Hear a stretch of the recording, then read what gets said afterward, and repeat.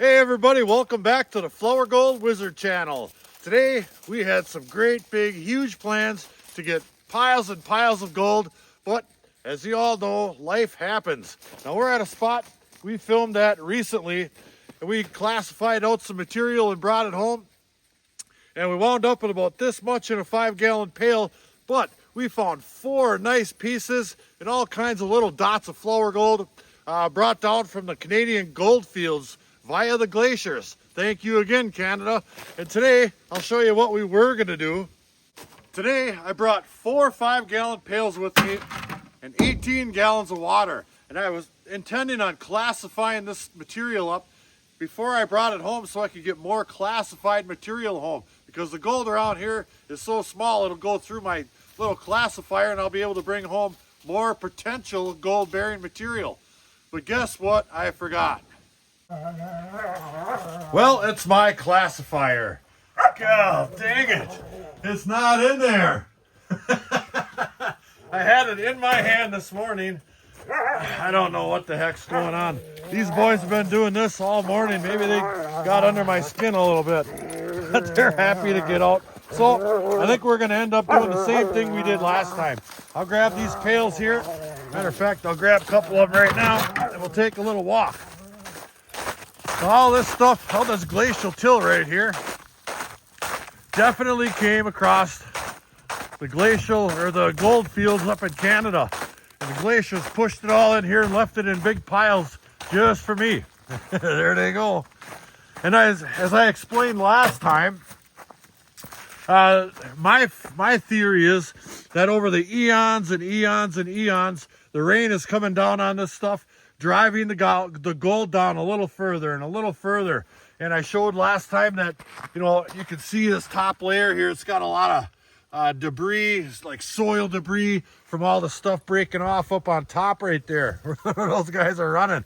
Ooh, I better watch that one there. That one's getting ready to tip. Oh, he just fell. That's fun. So, I guess we're going to do the same darn thing. We're going to dig down as deep as I can. I'll probably dig in there and come this way so a lot of that stuff doesn't fluff off as much, and get down to the layer I found last time, which was a lot more cobbles of this size right here versus a lot of this sandy silt right here. So let's get to work. Yeah, it sure is nice working in the springtime. I had it with winter, but that's long behind us now. Grab a couple more pails, my shovel, and we'll get to it. And in case you're new to the channel, this is my mining team right here. That's Rigby. He's the mine boss. That's right. Yeah, we've got Rex Aroni right over here. He's mine boss in training. And we have Bowser, our rock truck driver. Now we've got some plans to move bulk material down in here once the weather breaks and the roads dry up. They're a little squishy. Sometimes it can be pretty hard getting back in here. But I want to definitely make sure that what we found last time wasn't a fluke. So, you know, experiments like this definitely pay off and they're fun.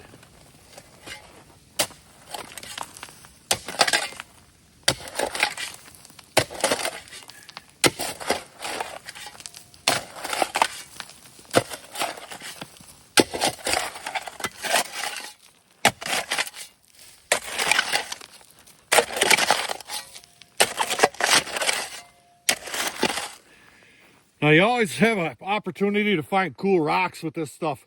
Matter of fact, last time we found a really nice unakite, and typically I only find those up on the beach up on Lake Superior. But even nonchalant looking rocks like this one has a crack on the other side. And look at that. That is full of quartz right there. It's just got some weird, I don't know, crust on the outside. But that's pretty darn cool. You always find something cool. Ugh. Well, we're digging away here. I've got that hole down there pretty good and deep. And I wanted to show you the change in the structure of this stuff as we go down a little bit here. Now you can see it's kind of clay and dirt and silt and whatnot, and mostly sand, really small pebbles. Then you start working your way down And there's a little layer of, I don't know, pretty clean looking rocks right there. That's what I'm talking about, the rain going through all this stuff and washing all the silt and gold and everything down just a little bit further. And then we get down a little bit further, and right down there is that layer I was talking about. Those are a lot more bigger cobbles and a lot less silty looking stuff here. And I believe that's what we got that gold out of the last time. I mean, stuff was sloughing off the sides, and it's pretty tough to stop that, especially when this material is dry. But luckily for us, it's been freezing, raining for about 24 hours now, and it still is a little bit. So we actually want to get this stuff in the truck and get the heck out of here, because they're calling for up to maybe 1.5 inches of ice coating everything in a few hours. So I've got 3 filled already. I got 1 more to go, and then we're going to make the trek back and out of here. See what we got back at the ranch. I know what you're thinking. Well, why doesn't he just back up? Well, there's a layer of ice under this snow right here too from all that rain. And the grade is a little bit steeper than you would think. So I'll just take the chance and walk it up there.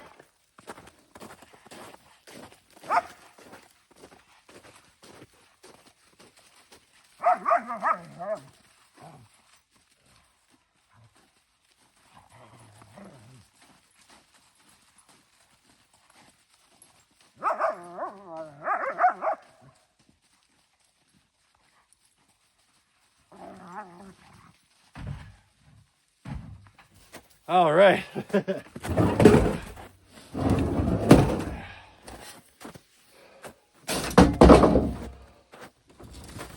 All right, let's do it. You know, although that freezing rain does make everything kind of pretty. Oh man. Well, not you. Hey, hey, hey. It warms up a little bit. It's going to be tough going back here. That's for sure. Well, we've got that material home. Guess what? It's still ice drizzling. So I'm going to run it over my Frankenbanker right here. This is a homemade high banker. It's got sawtooth mat that I like to use up on the beach. It's got my SMOOTHWATER 10-inch on there for a water delivery system connected to a 1,500 gallon pump. And I'm going to utilize this big puddle in my driveway. I just dug a little hole down there and sunk a classifier, and I had this on already. It works pretty good. Now I'll just take that raw material out of those pails, dump it right on here, and all the large stuff will roll right off. All the small stuff goes through this screen and down onto my VDR mat right here. This thing works fantastic. It's not legal out in the field, so bringing it home here, I can do whatever I want on my property. So that's what we're gonna do. I'll grab one of those buckets, dump it in that tub, and we'll start scooping. All right, here we go. Let me hook up the power. Yeah, and we have power. Out comes the water. As you can see, I'm losing minimal amount of water off the back end here. I think we're gonna be just fine. All that light small material will go right through there. Let's throw it on there and see what happens. Just like that. Might have to play around with some of this larger stuff a little bit, but this isn't meant to be my capture area. The capture area is down below. But if we do find that we're capturing gold in here too, well, even better. It's coming off down there real nice and smooth. Awesome. So this is probably going to take me, well, not all that long. I mean, I can feed this thing pretty darn fast. Take me more time to scoop these here rocks off than anything else. So let's do it. And another plus about doing it like this is I get to see all the cool cobbles coming out of this stuff. Like I said, we always find something cool. Hey, look, another one. That was just about done with our second pail, and I saw this on there. Another piece of unikite. Yeah, that's a good sign. I'm pretty sure this stuff is coming from the Canadian gold fields or wherever, but this is the stuff we find up on Lake Superior, right in the way of the glaciers. Cool.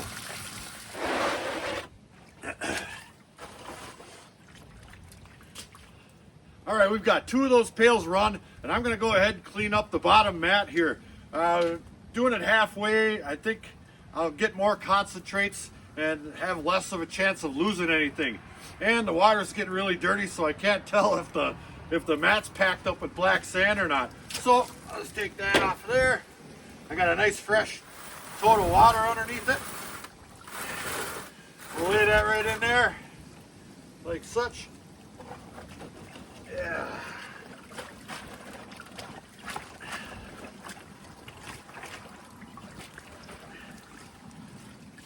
Just like that, this stuff cleans out like a dream. And we'll run those other 2, see what we come up with.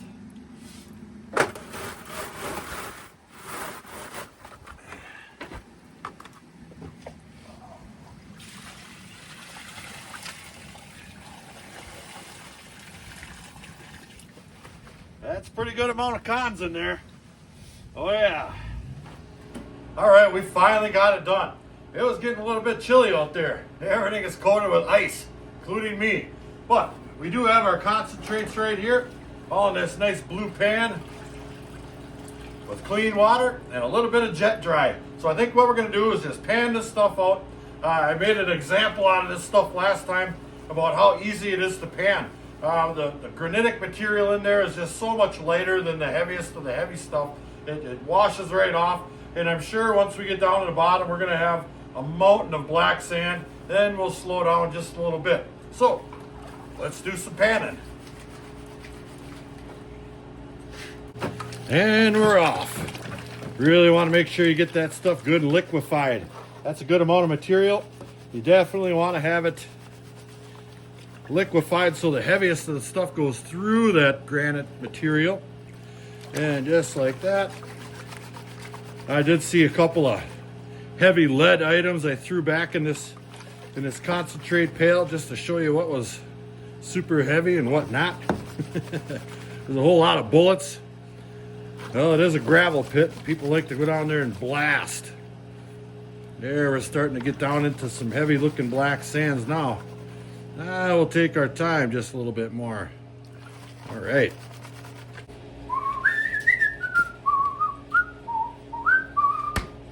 Not grape juice. Well, we've got that all panned out.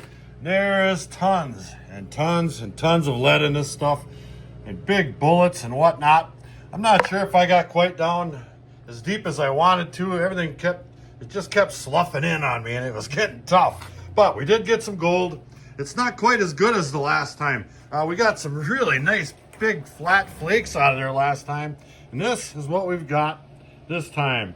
There are a couple of slightly larger pieces in there, definitely. And I'm back to that gray looking substance that I found a while back in that location. And when we put it under the microscope, we saw, you know, it did have some gold in it. So I'm gonna go ahead and put it back under the microscope, take a little peek. And we've got it down into micron mode right here. And we didn't do bad for piece counts. I mean, there are some pretty darn good looking pieces in there for sure. But I'm baffled at what this material is. It's got really tiny gold in it, lots of them, but it's extremely heavy. Maybe it's lead powder from all the little bullets clanging together or something and creating a powder and sinking down with everything else. There's kind of a neat looking little piece right there. I think that might be gold. Let me get a little closer. No, I can't. But, I don't know. It's pretty cool. We definitely got some gold. Yeah. I think I might have been running my sluice out there a little bit hot. Typically we do better with 4 pails that size in that spot. And, I don't think I got down quite deep enough. That's why I'm getting all that lead. The sides kept sloughing it in, and the lead's probably in that top foot or so, and it definitely gets a little bit tough. Awful lot of digging. Might be a 2-man operation.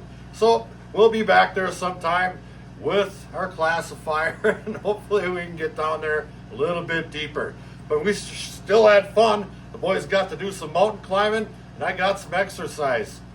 Yeah.